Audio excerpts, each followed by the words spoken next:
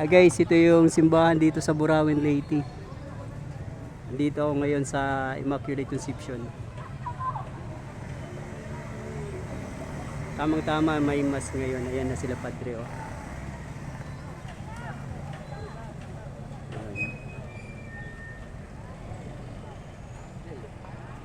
Mayroon pang tricycle.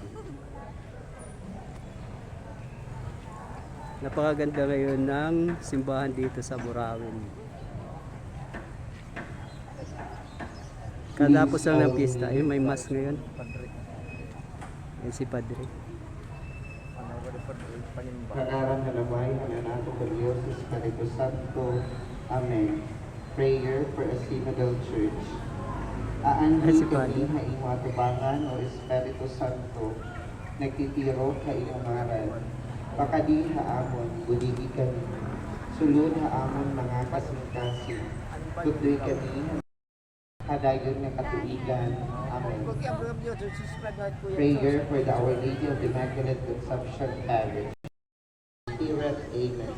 Alayon pagkalito.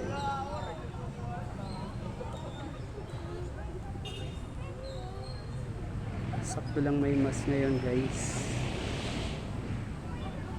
Pasok tayo dun sa loob. Pasok ako, guys.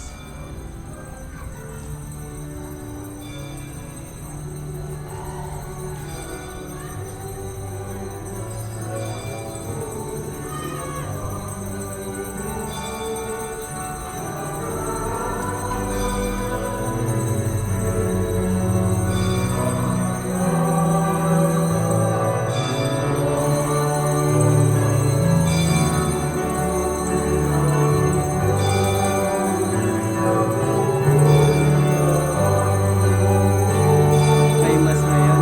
Tamang-tama lang punta ko dito.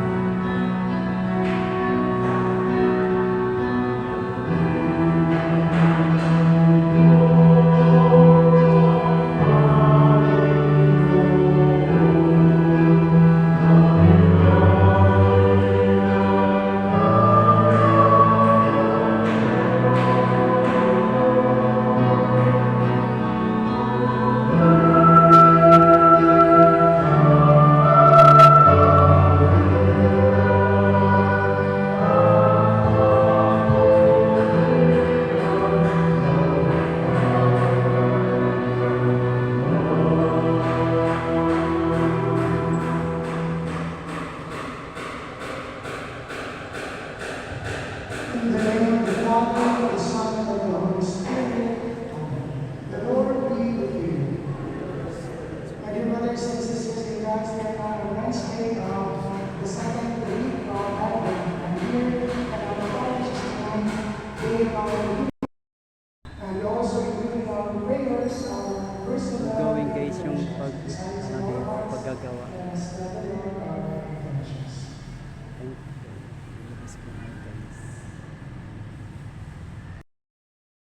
sisters that I have greatly sinned in my thoughts and in my words, and what they have done and in what they have failed to do, through my fault, through my most grievous fault. Therefore,